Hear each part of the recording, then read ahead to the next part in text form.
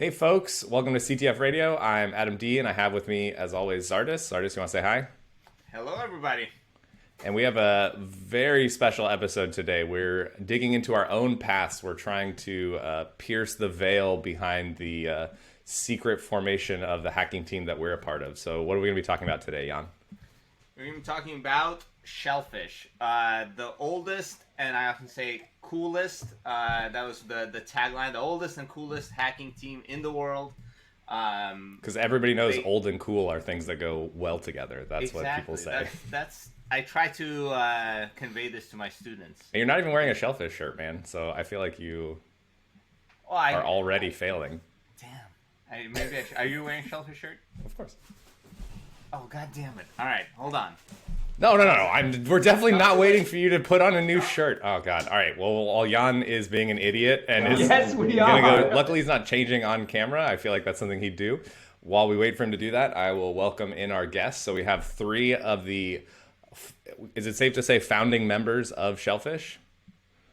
Yeah. So we have, I would say. Yeah, we have Giovanni Vigna, Chris Kruegel, and Davide Balzarotti. Do y'all want to introduce yourselves and kind of your how you got started into CTFs? Giovanni, you want to start with you since you're the Davide. Oh, I was okay. I was volunteering Davide right there. So I started CTFs. I would say around 1998, 1999. They had computers back then? They were made of wood, so they were different, but they were fun. So I heard about this concept, and then I started at UCSB as a professor. I'm a professor of computer science at UCSB. I started in 2000, and as part of the class, I wanted to create some similar experience. And so my very super first CTF that I organized. And I didn't, at that time, I did not, if I remember correctly, actively participated in any. I was only reading about it. And I was like, that's a great concept. You know, people get to hack into each other.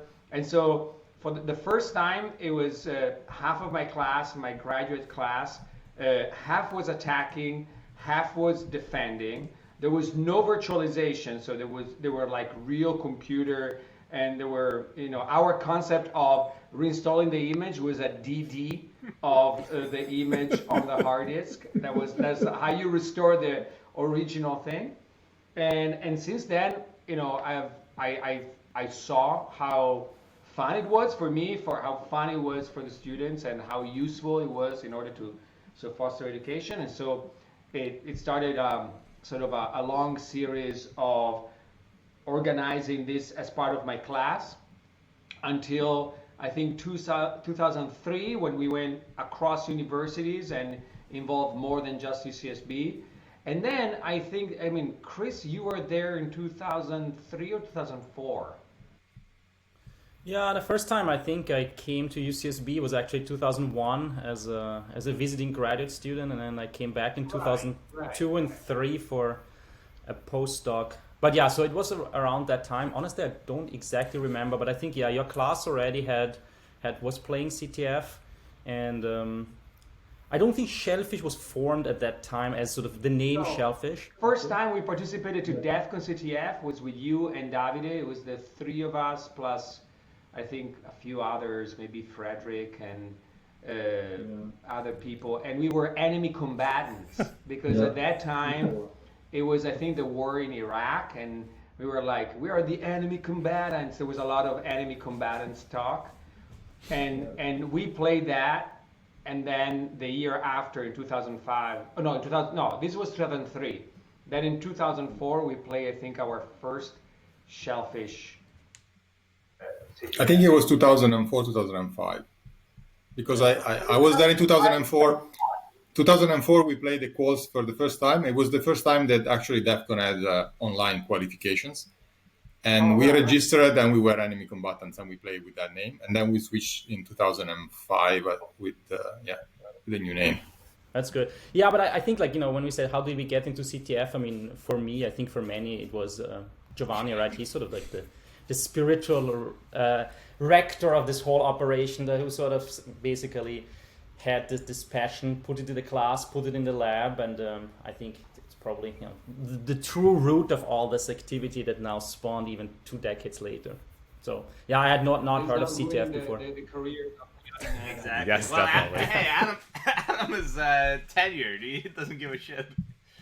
He's got it. It's great. It's great. So Davide, was your first experience then with CTFs as a postdoc at UCSB? No, I was doing my PhD actually. So in my case, a bit different because I was doing my PhD back then in software engineering, and I knew absolutely nothing about security. But we had this kind of weird rule at the university that basically asked PhD students to spend some time, it was about typically 3 months, working on a completely different field. So I was doing my research in software engineering, and I went to UCSB basically to learn something about security. And then the 3 months became 6 became 9, and I never went back to software engineering again. And so for me, I basically got into security at the same time in which I got into into CTFs, because again, Giovanni had the competition during the class. I don't remember if it was already ICTF at the time or if it was still a local one, but yeah, I played that one. Then I got hooked, and the same time, more or less a few months after, I think they announced the first online qualification for DEF CON. We played the quals, and yeah. And then, so I learned security at the same time in which I learned the CTFs, thing. So I guess the first year I was quite useless. The first online quals, you said it was 2004, because that means I was already back in Vienna, and I sort of remember that I was playing something remotely.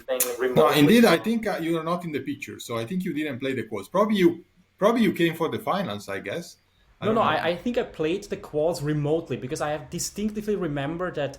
Maybe you play on it. Yeah, because I distinctively remember there was this one challenge. It was some kind of format string vulnerability, and at that time you couldn't solve things in parallel. It seemed one stage after the other, right? It's like your first and second and third, and that was sort of like the second or third challenge, and you guys were all going to bed, right? And I was doing it, and I think it took me like 8 hours or something like that, and would probably take like someone who's used to do this 5 minutes today, right? But okay, it took me like solidly 8 hours, and you play around with the offsets and everything. It was very painful, and then I finally solved it, and then everybody else came online, and I was like super proud. Yes, I advanced us one stage, and then I could finally go to bed. It was, I think, a very great achievement. I mean, impressive that I had some notes, and so there were actually 12 different levels in the quals, and I think we got to level 9. We had a local exploit. According to my notes, we had a local exploit that didn't work remotely, and the team that won the quals, I think it was Immunix, they got to level 10. So in 48 hours, with basically this sort of basic vulnerabilities, I mean, no ASLR, no even stack canaries, nothing. I mean, the best team got basically 10 challenges. That's to me the thing that is completely mind-blowing. When I go back to those days, like in the early 2000s, the vulnerabilities were like this basic, super basic buffer overflow, and still everybody was like, "Oh my God, this is so hard." I remember, trying to do stuff that now people, even if you teach it at a grad class, they look at you like, "Hey, I already did in undergrad this stuff." I did Pico CTF in high school, and I already did this. Can we move to raw gadgets, please? Yeah. However, I mean, it's true. It's absolutely true. But I mean, the tools also were very primitive, right? So I mean, we didn't. I mean, even IDA Pro didn't have a graphic interface at the time. So it means that you were working with something which was basically object dump plus. I mean, so much work with object dump. I remember me and Chris working with object dump so much. Yeah, and then I think that object dump ruined a whole generation of people that see the order, the opposite way, because AT&T object dump syntax. was source desk, and and now it's that source. Yeah, but speaking of how easy it was, I remember there was a DEF CON. I think it was the actual DEF CON CTF. It was a simple, a beginner or an early challenge. but I remember I solved it, got first blood by basically piping Aleph-1 shell code just into the input, and suddenly I had a shell. I thought like, what just happened here? It's like, yes, first blood. I didn't do anything. It was absolutely basic at that point. That's crazy. Awesome. And then actually, so we have evidence now of how far the field has evolved, right? So for DEF CON, was it 27 CTF? 27 quals, we had speedrun challenges where the goal was to do it as fast as possible, and people would exploit a buffer overflow in 5 minutes or less. Like, it's insane to see those solves come in incredibly quickly.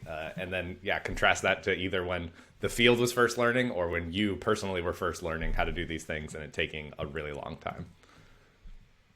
I think that a good parallel is if you look at video games and you think of the first person shooter of the late 90s, like Doom, of Wolfenstein, and all those things. Now when you play, it's like they are so boring, so slow. And now I see my kids are like guns akimbo, like destroying hordes of zombies at a speed that was unimaginable at that time. And I think it's all about what is given to you as a practice and how you develop those skills, but it's really the change has been substantial, I would say. I think the training is really important, right? So at the time there was no training, there was only the DEF CON CTF. So actually even these simple vulnerabilities, you basically never encountered something like this before, right? So now you're trained to all these sort of simple things. At the time you had to improvise because, hey, I mean they were all new. And I think it's training. It's, of course, I mean, many more people are involved as well, right? If you broaden the base of the pyramid, the top will just get higher and better. And it is professional, right? I mean, there are people that actually train every week, that have their tools, that have their setups, that have access to the videos online and the tutorials. I think it's just so much more professional. But when I started, and of course I'm no longer absolutely not competitive anymore, right? But in the past you just show up and you start to relearn the key bindings of IDA, right? It's like, how did this exactly work? I don't exactly remember, and the first half an hour is trying to remember how to navigate IDA, right? And then you start to disassemble the first function, right? And then you start to step through, and okay, if you do this today, you don't do anything for the entire competition, and you're just completely hopeless. So the gap has actually widened amazingly. Like you could be an amateur in the past and sort of still participate in these top competitions, but nowadays. So that's brings me to a good question then, Chris. So did you guys train at all? Like, were there any other ways that you either trained or practiced for CTFs besides either creating challenges with ICTF or through playing quals and finals?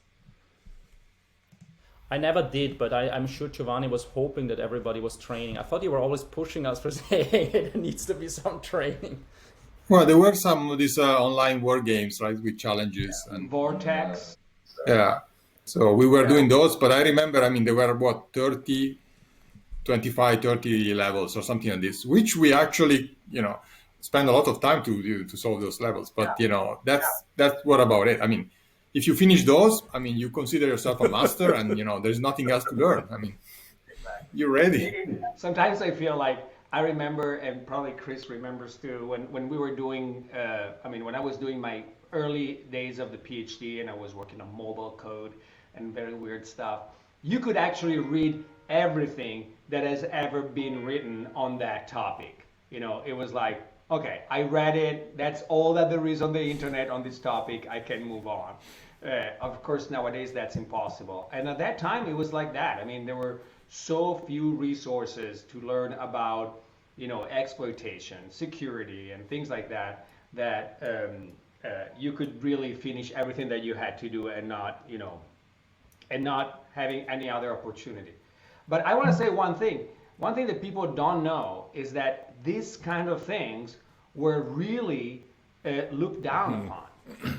I remember when I started saying we have to teach exploitation in 2000, there were some university in which professors were getting maybe not fired, but really getting reprimanded for teaching exploitation because it was considered bad. Of course, this now nobody would even think of that, but I remember people coming to me and say, "Oh, you're teaching the next generation of cyber criminals." And so this is another big change in the community. Probably a positive change, you would say. So it's not only that there wasn't a lot of training out there in terms of the total sum of knowledge. It's that you very quickly not just hit the limit of that, but the limit of public will to allow this, basically to allow you to explore. That's very interesting. I mean, if we had to play CTFs underground, did it feel like you're kind of hiding in the lab and just like? No, I don't think it was that bad, but there was definitely a time when if you had hacking tools on your computer, it was a problem, right? There were like people were saying, you know, whatever, Wireshark was a hacking tool, and you know that I don't know, would already partially bring you to that gray zone.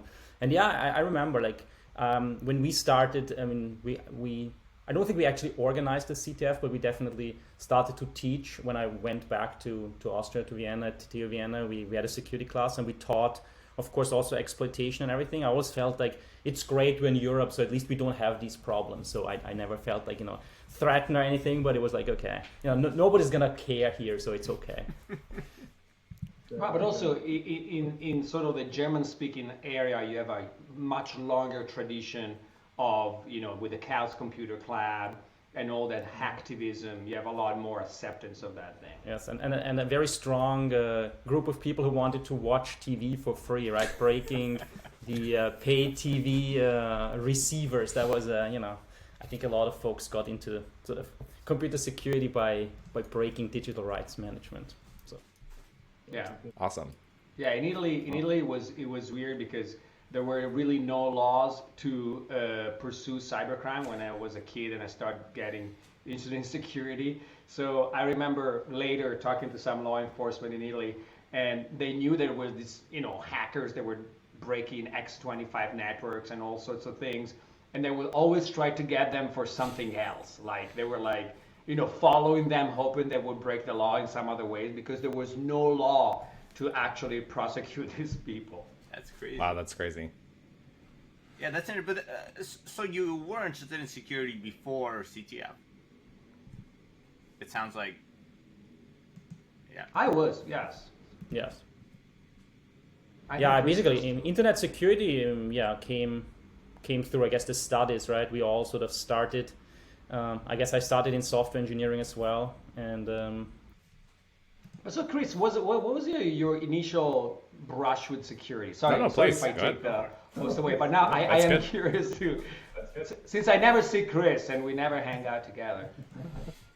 I think it was pretty much like all of our starts, right? So we started in a software engineering group, and you know, Mehdi, my advisor at that point, had a couple of projects, and one just happened to have something to do with security. It was a European Union project. That, you know, was building a distributed intrusion detection system, and he sort of let me choose. So I had the choice between that on distributed intrusion detection system or building a marketplace, and that had, you know, nothing to do with security. And I actually chose the marketplace project first, but after 1 week in, I thought, this is really boring stuff. I'm not going to do this anymore. And then I sort of switched. I mean, I don't know, maybe it was a month, but very quickly switched over to the other project, and then we're sort of starting to work. Do you remember Thomas at the time? Yeah. Exactly. So we Thomas Torp. Exactly, yeah. So we did high school together, and then also studying together, and then we were together in a PhD program, and so we switched to intrusion detection, and then started to read those papers and work on intrusion detection. Wow. He is now a big shot at some bank. He's at the bank, yeah. Austrian National Bank. And then, they basically, the connection was because my advisor knew Dick, and then, at one point Dick visited, and then that's how I came to UCSB in the lab, and that's where I encountered CTF. But at that point I was already into my PhD on intrusion detection.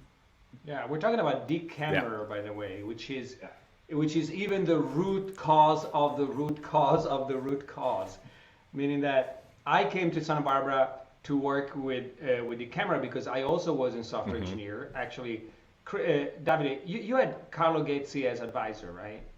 Correct. Yes. So I had Carlo Ghezzi, Davide had Carlo Ghezzi in software engineering, and Chris had Mehdi Jazayeri, and they were all in software engineering.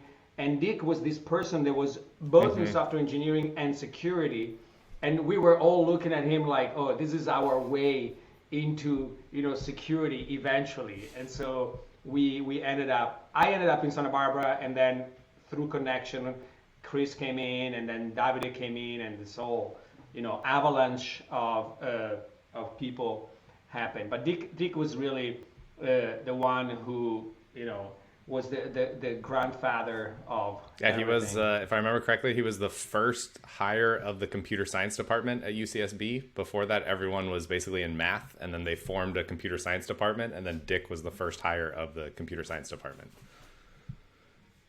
I think his PhD is 1975, which means I was in first grade. Learning basic. This is not a game you want to play, Giovanni. The transitive property of making people feel old is not great. Some of our viewers are like, 1975. My grandfather was just born.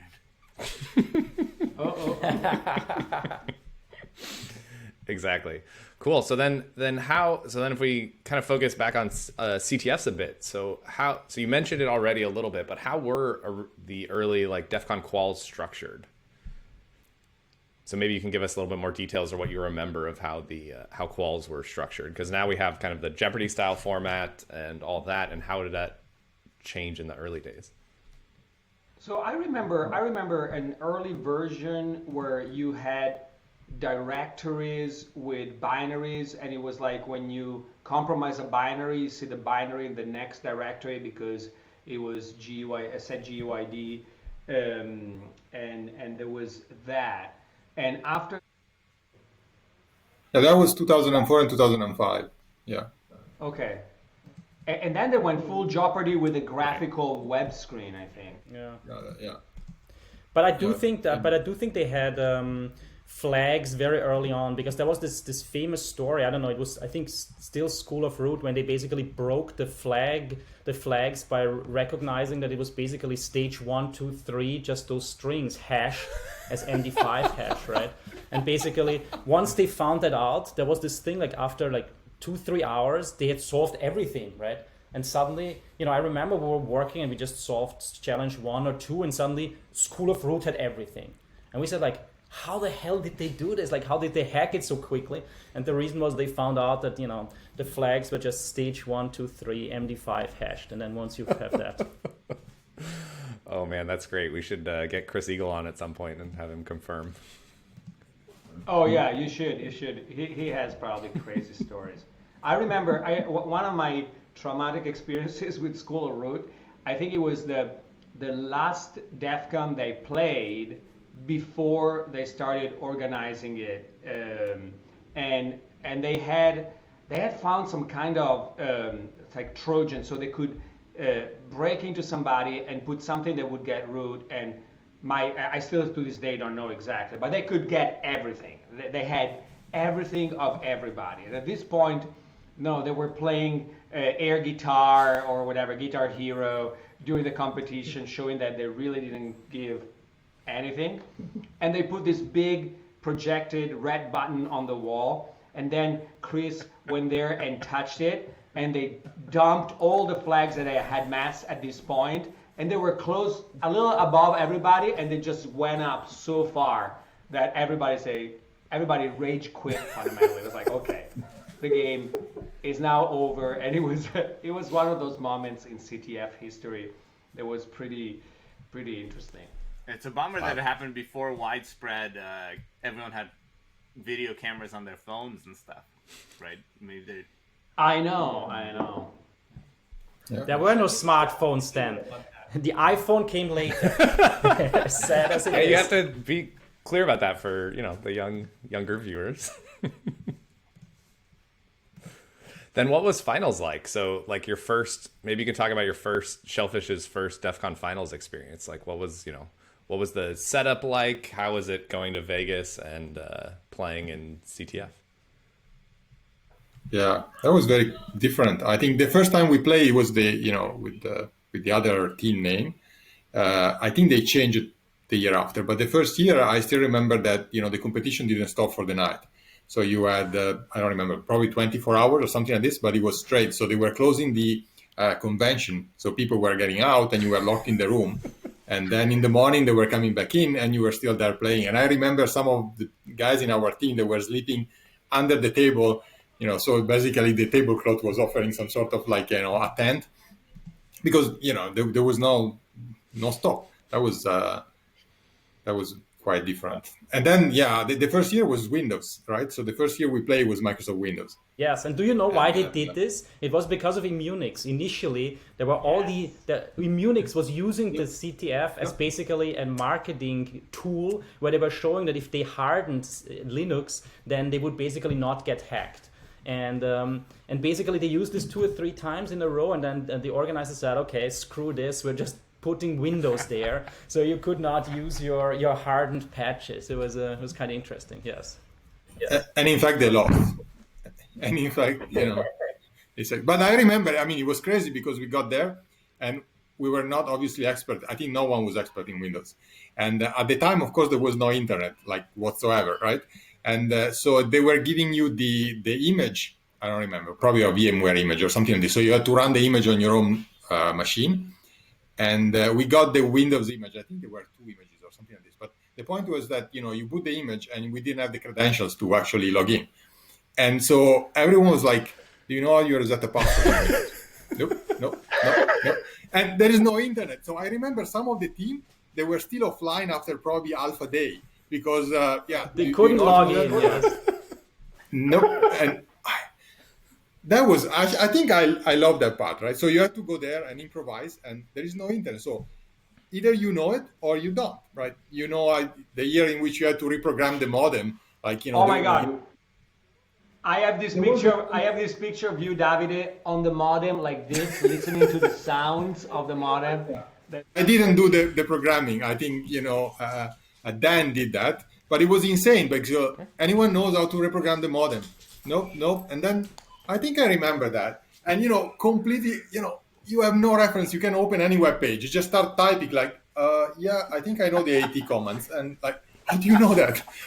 That's fun. That's insane, but it's You're like very a safe good. cracker. You're listening to the modem as you type in commands to see what. Sounds right. And Davide, can I share my screen for a second? Or it's not podcast safe. But it's 2003, so that was the first. And there is, of course, Chris. There is Davide, Vika, Dan Nurmi, Will Robertson, Frederick Valeur, all those people that are. What color was Chris's hair? That's what I was gonna say. You took it right out of my mouth. I've been waiting with that in my back pocket. Wait, Chris has. I don't know. Wait. Chris had the full. He looks totally like Harry Potter, full Harry Potter hairstyle. It's awesome. He's the cybersecurity wizard. Exactly. And we were both with ponytails at the time. Yes, exactly. You guys had long hair. I think I was growing it at that time. Yeah, I think there were at least 3 people with ponytails. Me, Dan Nurmi, and you, Davide. Okay, well, while you're trying to bring this up, I remember when you were saying owning the entire infrastructure and sort of having root everywhere. That is actually my earliest memory of you, Jan, when you were joining, I think, us for some CTF thing. And, I didn't really pay too much attention, right? Giovanni said, yeah, there's this other guy who wants to join. I was like, whatever, right? And then was doing some random stuff. And at one point, I remember Giovanni said, yeah, this young guy, he has root access or maybe root access, or there was super big excitement. I don't know if you remember or if you actually had root access or what happened there, but that's my first memory of you. That's great. You should tell the story, Jan. Yeah, that was the first DDTech year. So School of Root I guess after they dominated with this red button, they decided to host. And I showed up for the qualifiers. I think we've relayed this story where my longtime friend that kind of got me into cybersecurity and everything invited me to participate with Shellphish in the lab. He was doing his master's there, right, at UCSB. So I drove from Phoenix to participate in DEF CON quals. And we did great in DEF CON quals. That's where I met Adam.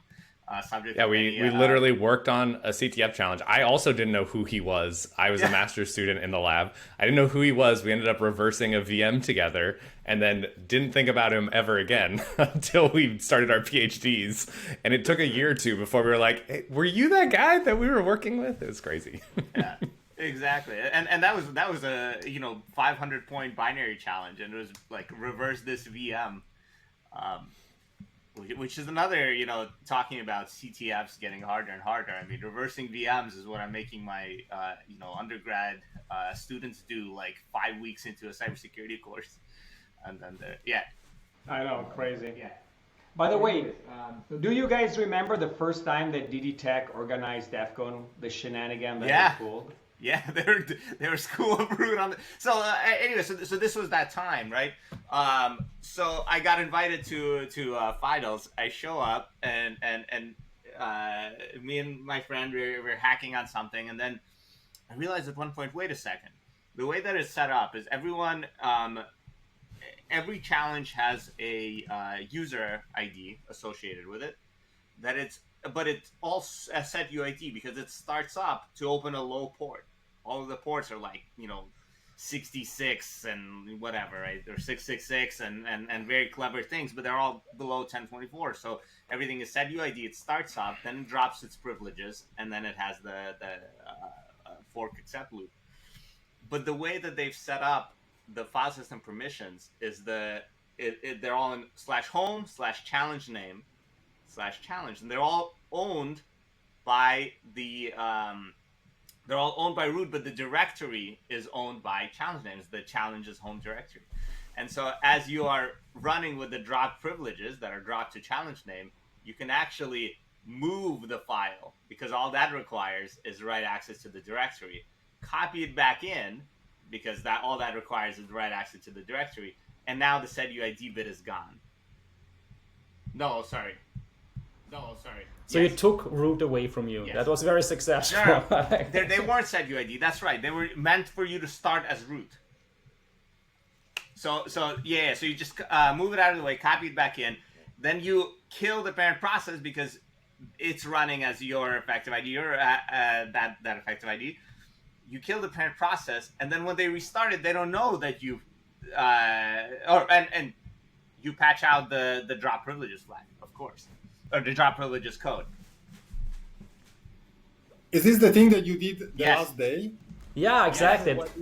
Yes. I remember Giovanni running around and asking the other teams, can you restart your service? Because some teams were not playing anymore. The last day you give up if you're not in the top four.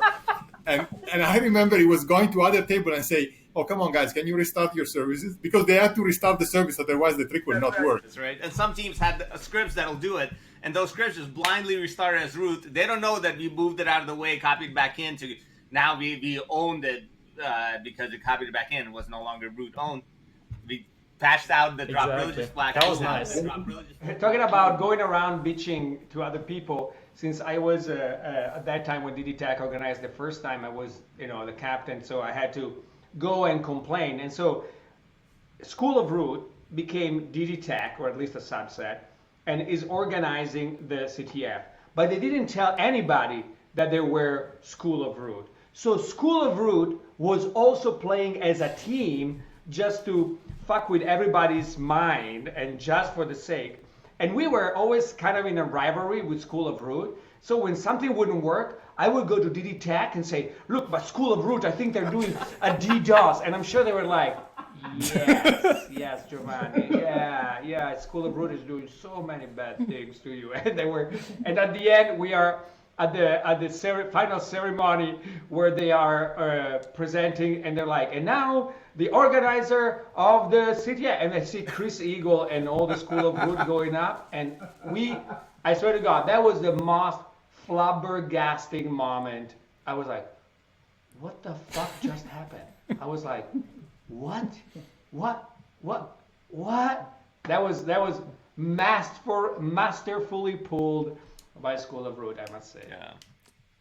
Amazing. Yeah, I never knew them as fellow players. I always knew them as organizers. That was my first DEF CON. Rooting a bunch of those teams, yeah. When was that?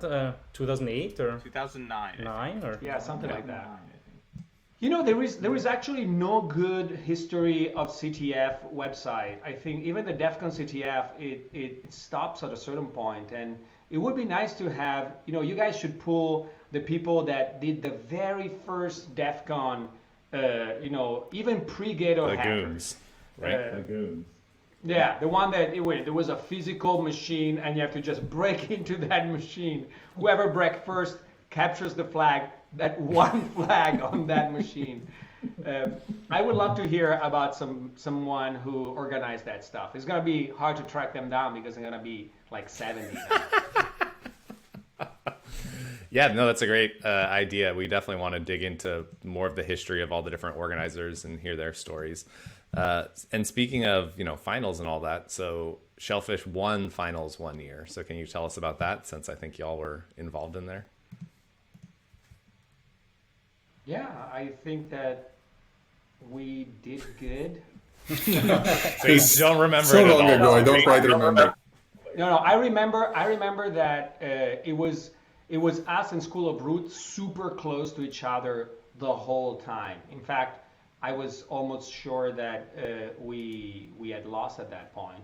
But as always happened at DEF CON, I think the last day they didn't show the thing, the scoreboard. The scoreboard, so we didn't know about it. But I remember it was super close, like super close. Yeah, I think we won by less than 5 points or something like this. Yeah. And but I think the year before we lost by less than 5 points. So it was like, I think it was like 2 years, like in a row. In one year we lost by very little, and 1 year we won by very little. it was definitely smaller.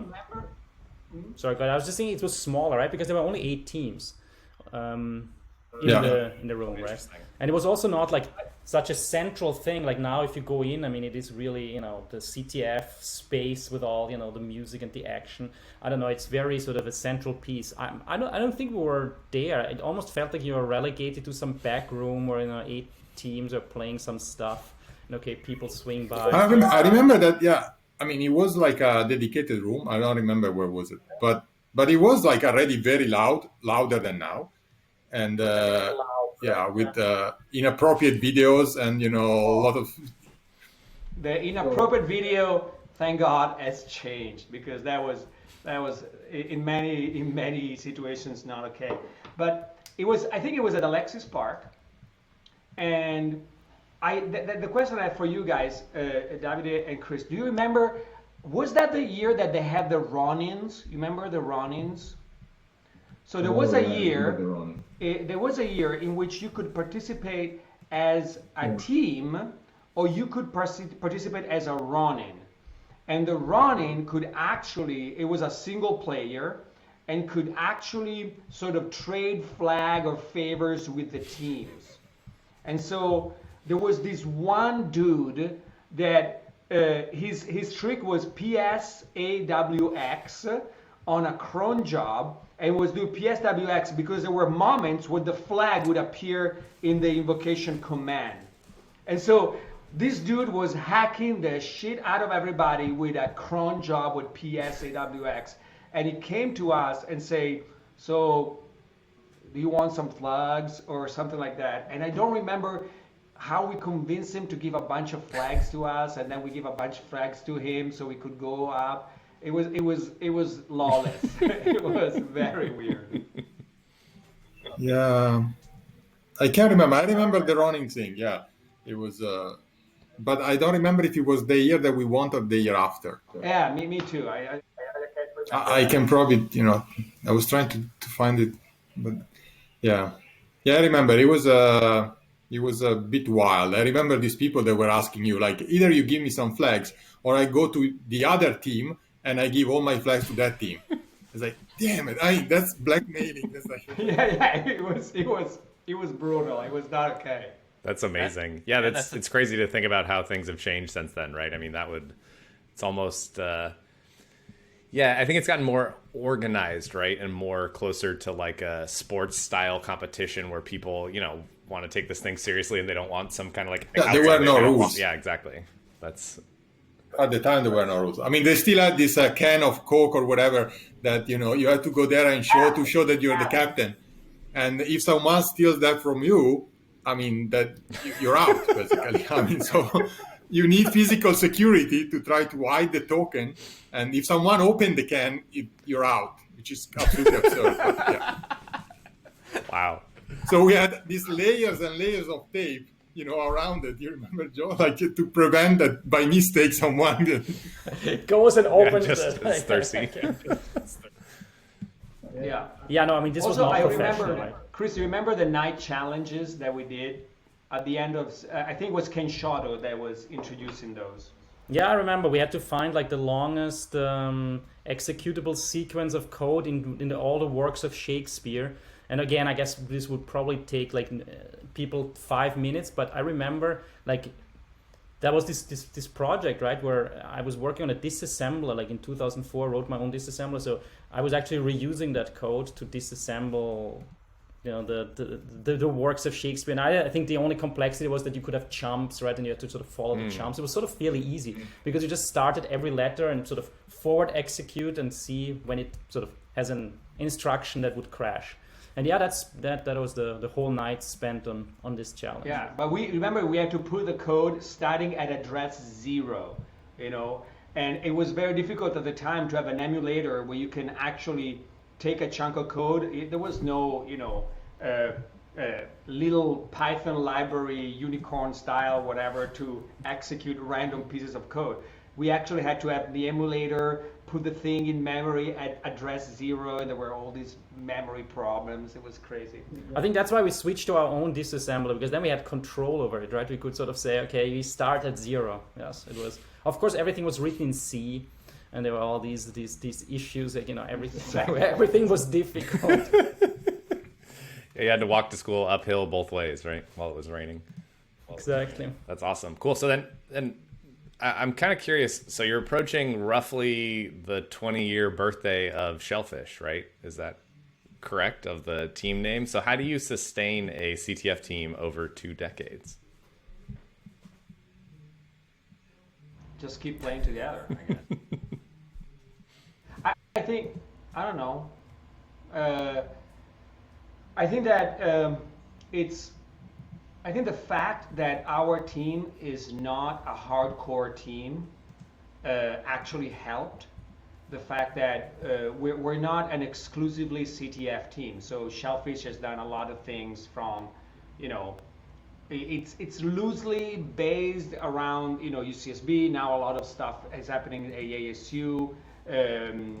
But there is a sense of community that goes beyond playing CTF, I think. And so, some years we have a good CTF team. Some years we have a, not as good CTF team because people do other things. In general, I think Chris and I push this idea in our lab that playing CTF is a hobby. It's not a job. It's not something that you have to do. It's something that you do like you would play soccer or run. But we don't want that to get in the way of our students' main focus, which should be computer security research. So, and I know that, some of the listener may sneer at this, but I think for us is the right approach. And so Shellphish is also a community of research. It's not just, capture the flag. And I think that helps. I don't know, Chris, what do you think? Yeah, I mean, I think you can take a bit more credit here. I think the massive passion to just do it is, I think, comes, I don't know, to a large part, or has come to a large part from you. I mean, like every time, the quals would come up or the actual competition. I mean, you just need sort of a leader that says, we're gonna do it now, why don't we do it? Come on guys, let's do it. And I think that massive passion and just really, I mean, you I think enjoy it more than I do, right? And I think that is just like this deep burning desire to make it happen. I think that is one part. I think the other part is this inclusion, because, you know, we had, I think, a varying cast of people and very big teams. I mean, especially, I don't know, in the last few years where there were just many people that would maybe be really great at CTFs or maybe don't know much about security, but they were all invited into the suite, so to speak, and we're hanging out there in the hotel room. And I think that, you know, when you cast a wider net and you just, you know, get people that are really excited, that are really good, maybe they just stay for a year or 2 or 3, others stay longer, like, you know, you guys then do your own thing. So I think that's testament of how much you care about it. Yeah, inclusion is something that we really try to achieve.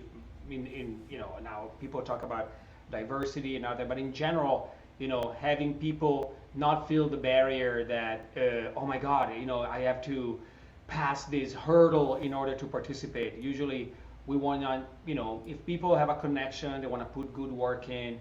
It's pretty easy to become part of this team. I mean, I don't know how it's with other teams. I mean, again, I don't have maybe enough insights, but I can see, like, if you have, let's say, an esports team, right? You sort of have to earn the right to participate, right? And I can see that these teams are, you know, making it hard because everybody's like elite and spends all this time on it. And so in order to join it, you sort of have to really show your dedication. I think the bar to enter with Shellphish is much lower, right? It's like, yeah, you want to play, you're excited about it, well then, come and join, right? You don't have to necessarily prove yourself through many steps before you can finally join some inner rank sanctum where, you know, great stuff is happening. And so, you know, I think that helps because it, you know, just allows people that might not have actually started then get hooked and actually participate. So, and I would say, I would add one thing is keeping the connections after people move away. I mean, you know, Adam, Jan, Fish, Davide, Alex Capravelos, you know, we're still all in contact with each other, still wanting to enthusiastically, sometimes chaotically wanting to do stuff together.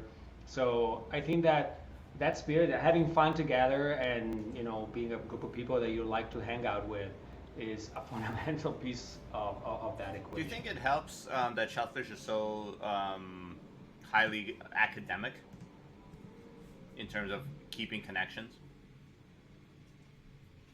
Yeah, I think so. I think that there is an overlay. You know, if you look at the Isaac Lab and Shellphish, there is a lot of, you know, connection there. Yeah, because as I was saying, you know, it's not just CTF. The fact that, you know, we're actually all passionate about computer security research then creates a link where we see each other, for example, well, not during COVID, but at conferences, and we can hang out at conferences. So you keep that bond. If we were in the industry, for example, if I were at, you know, company 1, you were company 2, you were company 3, the chances that we would get together would be only maybe DEF CON. And so keeping a team that goes on and has connection would be much harder. But I mean, it also helps, of course, if you sort of find other flag bearers. I mean, you know, you, Jan, you were just equally excited, I think, as Giovanni and so on.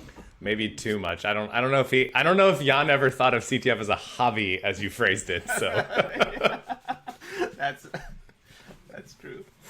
It's a calling, but you know, I think you were carrying the team definitely for a while, and so I think this shows where the barrier to enter becomes important, because, you know, maybe in a professional team you would not have been invited to play with us in 2008 because nobody knows you, right? It's like, who is this guy? Why is he even in the same room with us? Prove yourself. But no, okay, you could come. Of course, you were very good. You were super passionate. You were excited, and now then you were carrying the flag for a while, right? And so if you allow for that kind of influx of folks who care about and they just want to be there because they deeply care, then you get that next generation, and, you know, then it can continue. So how do you think the hack meetings then kind of fit into all of this? Because that was actually my first introduction to Shellphish was through Giovanni's undergrad course that he taught, where he invited me and a few others to join the weekly hack meetings.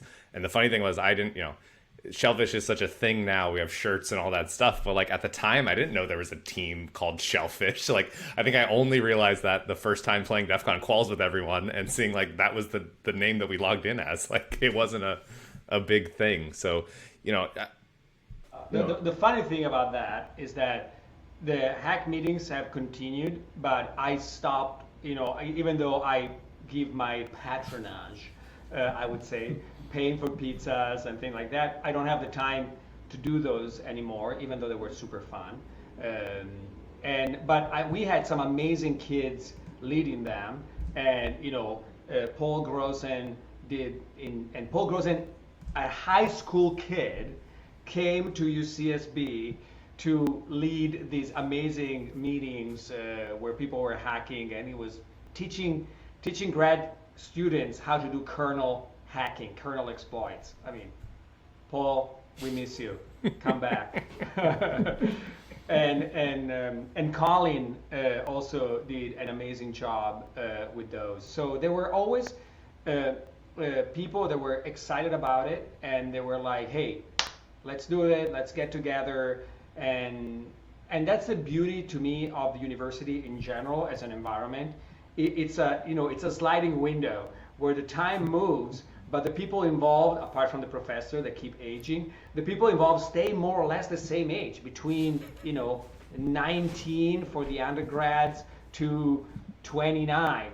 It's those 10 years, and in those 10 years you have so much energy, so much time to do stuff. You don't have mortgages and kids and dogs. Well, sometimes dogs, yes, but that's the amazing thing. You have this sliding window of super energetic people that allow you to do that. That's why, for example, having a CTF team in a normal work environment would be extremely hard. I mean, I see now both Chris and I have are in the industry working at VMware, and these environments are much more serious, stable, with more grown-ups, and of course everybody is enthusiastic about their job, but it's a different energy than the unbridled enthusiasm of an undergrad.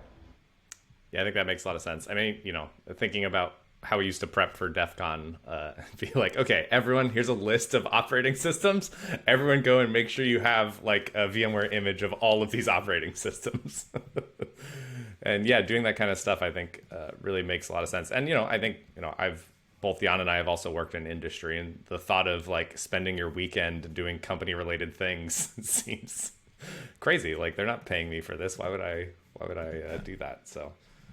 Yeah, it's an interesting note about those hack meetings is because it's not just almost recently. I think the trend has been younger and younger people leading the hack meetings, which maybe speaks to the amount of training material and so forth. Because it was, I guess you initially, Giovanni, right? And then by the time I arrived, Ludo was leading the hack meetings. And before that was Nick when I started, so Nick was kind of pushing it, and then we were then all... it was PhD students, then me, and then it was Audrey undergrad, and then Colin undergrad, and then Paul high schooler. If I come there and there's toddlers teaching your hack meeting, I'm going to be a little bit worried. Giovanni's kids. This is a VM escape. No, I'm really proud because my son got kicked out from a Minecraft server because he hacked it. So I was like, it's happening. It's happening. Nice. Minecraft's actually... He found some weird combination of commands on the command line that would take control of other people's characters, and the dad of another kid in his school that set up the server says, "Sorry, Leo, but you cannot be in this server anymore." I was like... Yeah. Minecraft's been a good gateway drug for a lot of people, also into reverse engineering. And I mean, a lot of our incoming students grew up on that, interestingly. Yeah, and specifically like hacking it. Like, I know. Well, I know somebody on Shellphish who got into security through creating bots, like auto attack bots on Minecraft, and then of course other people would make ways around that. Like you could come at them from the top and they wouldn't hit up, and so then he had to mod the bot to hit up and do all this stuff. So yeah, it's super. I mean, that's a really interesting. I think Audrey was a huge Minecraft hacker, right? She did a lot of console. Audrey or Paul? I don't know about Minecraft specifically. I remember somebody telling me, you know, I've done a lot of that stuff. Whatever. Yeah. No, it's an interesting new vector into security, because I guess, you know, when we were growing up, there wasn't. I mean, maybe online games. For me, it was Diablo 2. The original Diablo was the first time I used tools to simple tools to, like, you know, freeze your health. So it would scan the memory, and then you would get hit, and then you'd see what things changed, and then you could freeze certain memory points, so you could, you know, freeze your hit points at a certain level. That was kind of nice. Yeah, I remember that was actually Tom's first entry was also computer games. He was always like, you know, basically having, you know, we had a Commodore 64 at that point, right? So you can imagine how old this is. And you could basically buy some hardware dongle that you could put in, and it would sort of take control of the memory and the buses, and you could say, okay, you know, find where my points, my health are, and then you could just edit it, right, on the fly. And of course, the games were not protected, right? Nobody was doing anything like that. And it was like, you just put this in, and, you know, unlimited whatever money or health and stuff like that. I have a Game Shark for the Nintendo 64 that does this for that 64. It's just yes, exactly, stuff like that. The game, the console, and the game. Yeah, and exactly, and that's what the codes. If anyone remembers doing those things, a Game Genie was the other one I remember. And yeah, the codes you would put in, you didn't realize it as a time. You were just a kid thinking you were putting in this insane hex cheat code, but it's doing exactly what you were saying, Chris. That, like, okay, this, like, either fix this memory value or don't let it change or do all this kind of stuff. So yeah, it's really interesting to think through. Those things get absurdly complicated. In college, I put in, I think it took me and my roommate hours to put in this code that modded Smash Brothers on the GameCube to have network support. Can you imagine modding in a network stack using one of those cheat codes? It's insane. That's nuts. My only relationship with games, I remember that Tetris for MS-DOS was where I touched my first virus. It was the first virus I developed that was able actually to infect other things, and I would give to my friends. Hey, play Tetris. Here it is. You know? It wasn't really bad, but, you know, it was prevent the system from. That seems pretty bad. What are you talking about? It just turned their. No. It would play with the file system and create a recursive directory, and when the MS-DOS boots, it start traversing the whole file system to speed up something, and so it would get stuck in this thing, but then it would be really easy. You put in safe mode, you remove the directory, and you're fine. Yeah, I'm sure, you know, that's that's what I would tell my friends. I never spread it to the world. Yeah, that's what RTM claims too. Exactly. Yeah, exactly. Cool. I try. Yeah, but I give you another trivia, another history please. bit of Shellphish. Do you guys know that there was a good chance that you might have had a Hex on the Beach T-shirt instead of a Shellphish T-shirt, because it was not always Shellphish, right? There was a naming competition, not really a competition, right? But there were two possible names. One was Shellphish, the other one was Hex on the Beach. So who came up with which? Will Robertson came up with Hex on the Beach, and I came up with Shellphish, and, you know, then Hex on the Beach became the tagline for Shellphish. I was gonna say, I've definitely seen that somewhere. Do they have Hex on the Beach in the back? Because some of them do. No, that one's blank. Oh no, that's blank. Sorry. That was most of the ones I have the big head with Hex on the Beach under. Any other Shellphish trivia or interesting historical facts that you don't want to get lost to the ether? Actually, I was checking now the webpage, the first webpage of Shellphish, Shellphish X on the Beach. So that was the title of the page. Yeah, yeah. That was one interesting one. Let's see, interesting trivia. I think we had one of the most harassed member of the team, our Rusvika. We had probably in the first 2 or 3 competition the only girl on the team, and it was this super sweet Russian girl who got her PhD at UCSB, and became a security professional. But of course, in this super male-dominated environment, everybody was like, "Oh my God, this girl is playing CTF," and there were like a continuous stream of people. They were, I think me and Davide were just like, "Get the people, weirdos." I still remember the guy that was screaming that, "I'm Jesus," and yeah. Yes. I mean, yeah, at the time there were a lot of people that were just, coming very close to the table and just, asking weird questions. Yeah. Yeah. So this actually ties into a fun fact about the Sec Lab for anybody that's there right now and has found a dog toy and doesn't know where it came from. It came from Vika's dog, who hated me. I had a desk right next to Vika, and every time I'd go to my desk, the dog would growl at me. And it's like the best... Dasha, that's right. Yeah, the best, most well-trained dog I've ever met. I mean, Vika had that dog very well trained. And then Giovanni, of course, bribed the dog with treats, had dog treats in his desk, and that's why the dog loved Giovanni. Vika graduated the day. And also, the dog was a shepherd dog. Oh, really? So we never actually overlapped. Like she was gone like right then. It was really interesting. You could have spoken Russian together. Yeah. It was super interesting that like the one Russian left, another Russian arrived. Yeah, I think this diversity in CTF is an interesting point. Obviously, it's very low.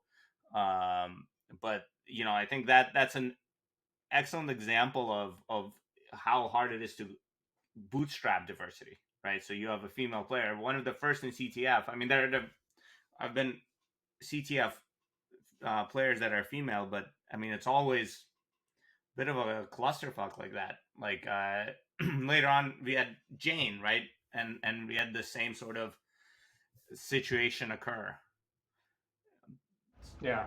And I think that, historically, unfortunately, the hacker community and the DEF CON community initially was pretty homophobic and misogynist, and things have changed in a very, very, very big way. So I'm really, happy to see that change.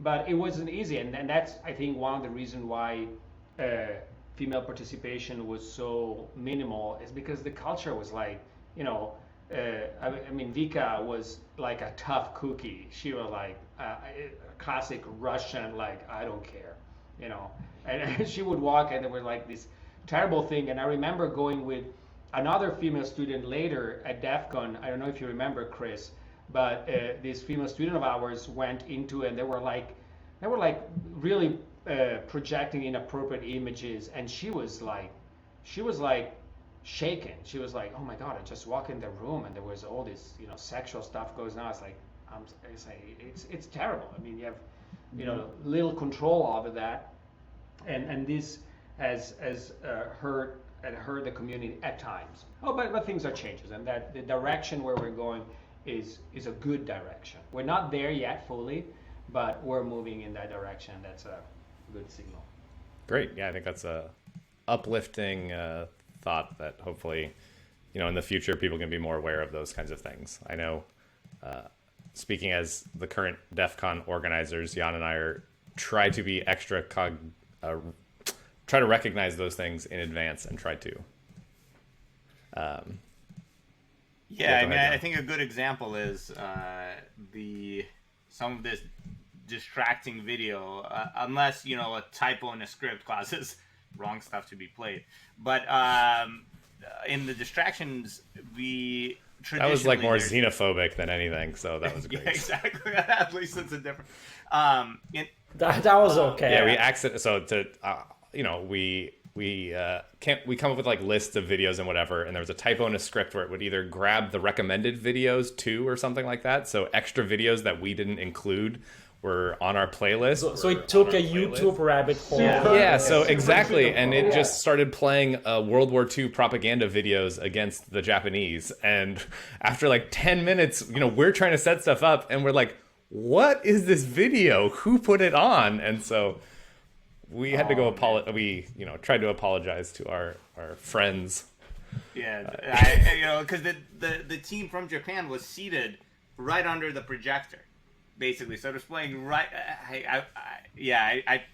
That was very embarrassing. And that same CTF, we asked the hotel to cover up one of the pictures that they had up. It was like a highly sexualized and suggestive picture that was up right behind us, and we're like, we're trying to break from that previous tradition of not having that kind of stuff, and if it's just here on the wall behind us, that's sending a very mixed message. So the hotel was very good and they covered that up. But in the distractions, I mean, I'm sure everyone remembers the music video to the techno song Satisfaction, right? I still sometimes have it in my feed. and because it also played non-stop, right? And it was very non-inclusive, let's say.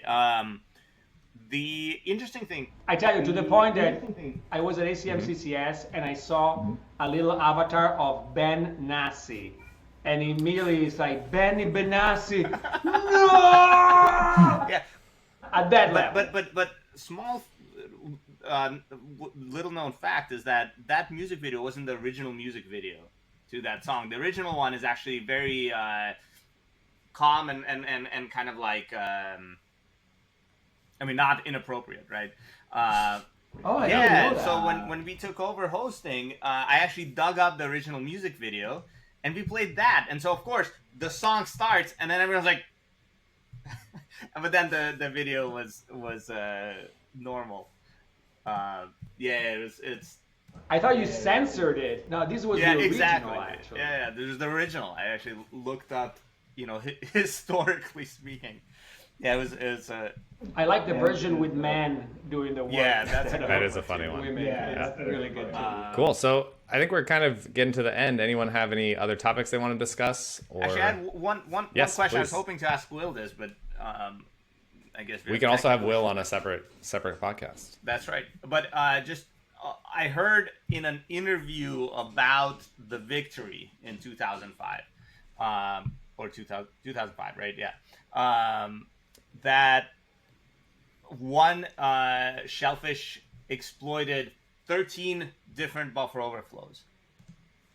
Was that like rooted in fact, or is it like legend? I always assume that's Will. I have no idea. For sure. Not me. No, it could be true. But exactly. Not me either. But I don't remember what I ate last night. If you tell me in an interview in 2005. Yeah, exactly how many buffer overflows did you exploit in DEF CON 15? Likely Will Robertson. I get you. Will is not here, unfortunately, but I still remember he took my grad class, and I thought it was the most bored student in my class. It was always like this.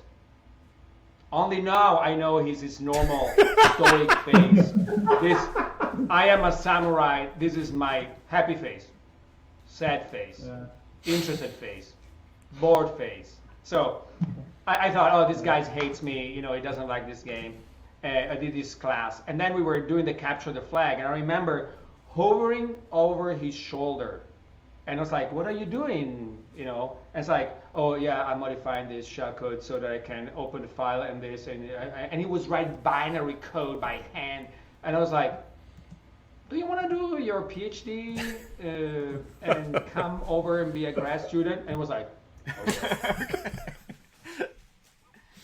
and that was, and I want to end with this saying, CTFs are a great way to scout for talent, okay? Because there are so many people that you would never notice that are amazing developers, programmers, exploiters that could do a great deal of good research that would never get in the radar if it weren't for CTFs. Great. Yeah, that's I think it's been, and I think part of that is it requires a lot of, even going back to what you originally talked about, of learning on self-learning, right, and being able to kind of dive into things, figure out how they work, learn how systems work, and a lot of that on your own. So yeah, it's great that, and I think one of the beautiful things about CTFs is it gives those people that opportunity in a very kind of fair and balanced way of like, yeah, you can't fake, getting a flag, right? Yeah, no, it's true, right? It's like you have to learn yourself. You have technical abilities, but you have tenacity. You have passion for something. It tests all the right things. So I think it's excellent. Yeah, and I can definitely see Will hacking 13 buff overflows or whatever, because I think he was one of our star players, or definitely, very, very good from an early age. And so was Davide. Davide, I remember some of your mega exploits many times. Not anymore so much, but no. But seeing from mega challenges, you can kind of see the mirror, Yeah, but I remember, right, we often played in teams, and it was always a pleasure to sit next to Will, because you just sort of could use him as an IDE, where you say, hey, can we do this? And he would just type it in and sort of, implement whatever fuzzy ideas you had real time on the screen. It's great. Yeah, that is an interesting part, actually, of being a professor in CTF, and like, your students want to play, and then they sit with you, but then you want them to get something, so you end up being like the kind of what if we do this spectator, the conceptual part of it. Yeah, I think that's giving yourself too much credit. You are probably distracting them, but for yourself it's very awesome, right? Because it's a hassle to do all the details anymore, so you just tell them what to do and it happens for you live. It's very nice. It's maybe not so nice for the students. I agree with Chris. I mean, for me, it was with Yannick Fratantonio. Next to him, he would write Python code. It was like those accelerated videos when you see the lines of Python appearing. It would be like, it's like, oh yeah, I've done that. Okay, can we try done that? And I was like, okay, I just want to be here and give high-level direction. Yeah, exactly. Just give high-level direction, and you feel like you're participating because you give these high-level directions, and these guys says, hey, can you finally go somewhere else? Now I'm rethinking all of my quals experience. I distinctly remember, I tell the story in my class of a quals challenge that Chris Kruegel and I worked on. It was, I don't know if you remember, it was an Android application that it was like a free application that did encryption of pictures, and it just did like a XOR basically encryption. And yeah, now that I'm looking back, it was mainly Chris giving suggestions of what I should do and implement. So yeah, exactly. It's awesome. Suggestions are very important, though. It's a very important role. But yeah, I mean, I think I probably switched to security also because of Will. I mean, when I got to the lab the first time, I mean, working in software engineering, and then you see Will and Fredrik like this, working on the computer, is like, oh my God. I mean, I don't even know how to use a computer. I mean, at the time I switched from Emacs to VI because I saw Will typing and say, oh, you can do that? I mean, for me it was like, wow. Yeah. It's eye-opening how some of these folks use the computer and sort of like the tools. And to this day, whenever I interact with Will, say, okay, show me what you do right now. Oh, I use Sublime Text. Okay, what else? What do you use for this? Oh, I use he has always the latest shit. Will Robertson, just talk to him. It's a pain to work with him because, of course, he has the bleeding edge of everything. Sometimes I have LaTeX package that are missing, and then I go get them. It's like by Will Robertson, and I'm like, what? Are you serious? Oh, great. All right, now that we've pumped up Will's legend a bit, we're definitely going to have him on to talk to him. You have to have him. Yes, have him on. Watch him. Let's see if you can get his super excited face. Yeah. There's a lot of amazing personalities that have kind of gone through Shellphish.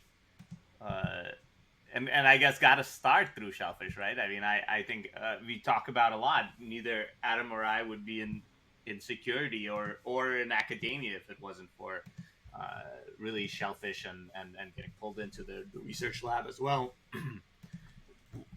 Whichever, order that happens. Whichever emphasis everybody chooses. Yeah. Exactly. Yeah, and we took you out from, I think, Wells Fargo.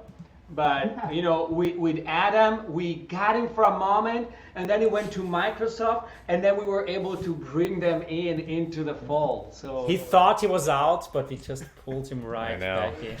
Exactly. And actually, one of the painful things of doing that was trying to work on challenges remotely while I was at a company. I remembered working on some of the quals challenges while I was at Microsoft on a weekend, and I was like, God, this is so boring not being around everyone, right? Like, you miss your Shellphish family. So I mean, that's an interesting note actually to explore if you guys have some more time.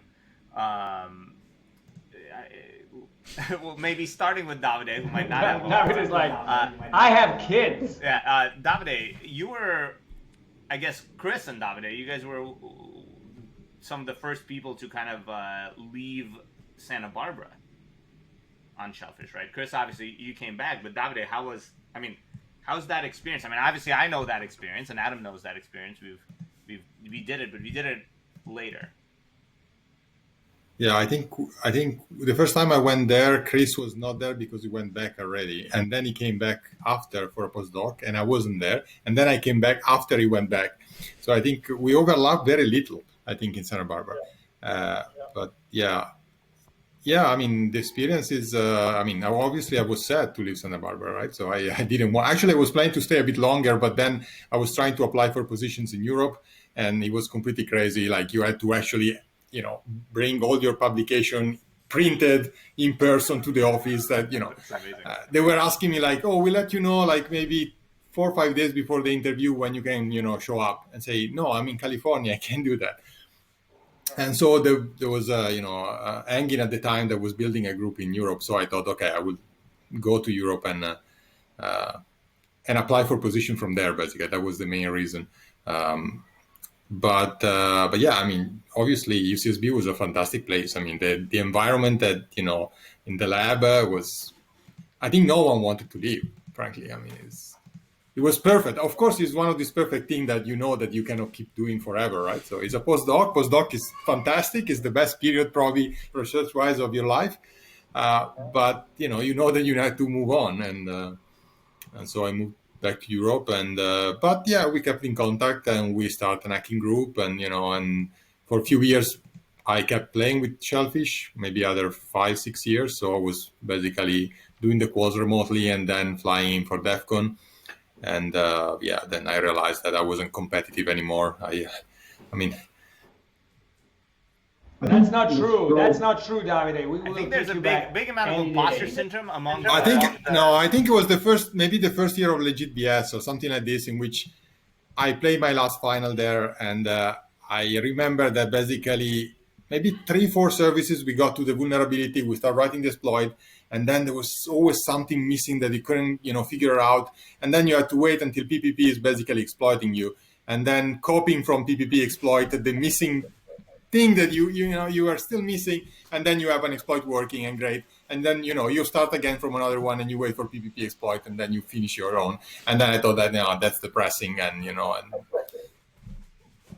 I'll tell you, I had a recent experience in which I took like a training class as part of my new job at VMware, and at the end there was a capture the flag, and I had to play just by myself, and it was great, and I did, pretty well. It was a malware analysis, so it wasn't exploitation as much, but it was more malware analysis. But I got second place, right, below the guy who actually is in the incident response team and is a reverser. But you're still playing CTFs. I mean, you're still one of the oldest in the sense that you've been. Oh, come on! You were in the room, sitting at the table, and you had fun playing some challenges. So you're still playing. I think you and Chris Eagle are probably the long. I think I'm drifting into spectator mode more than with anything else. But yes. Does anyone call you the Godfather of CTF, Giovanni? That would be a good nickname. Me, the Godfather of CTF. Given the Italian. It's too obvious, Jan. It's too obvious. Yeah. Cool. Anybody have anything they want to plug before we say goodbye? For instance, let's say VMware hiring, and then people could contact you for jobs or for PhDs or anything like that? Yeah, I would say Exactly. I think Davide has described our lab very well. You know, if you want to have a great research experience or some life-altering experience. And if you don't want to go to the US or you want to go back to Europe, I mean, then you can come and work with me. Where are you at, kind of Davide? more explicitly, there's I always feel like Santa Barbara and Eurocom. It's sort of like the second choice, right? So if you don't want to go there, fine. No, but we're really looking for great people. They want to be doing both research and CTFs as a hobby, even though Jan doesn't agree. But we're always looking for great talent. And as you guys said, our lab is a reasonably fun place to be. Can confirm. Cool. Well, great. Well, thanks for joining us today, everyone. And we really appreciate everyone making the time to join us for our guests. Thank you for having us. Of course. So I'm Adam D. You can find me on Twitter at Adam Dupay. He's Zardus. You can find him on Twitter at Zardus. Together we're CTF Radio, and you can find us online on YouTube or Twitter at CTF Radiooo. You can send questions to us through email at ctfradioo@gmail.com, and we may end up using your questions on a future episode. So take care, everyone, and happy hacking. Happy hacking, hack the planet.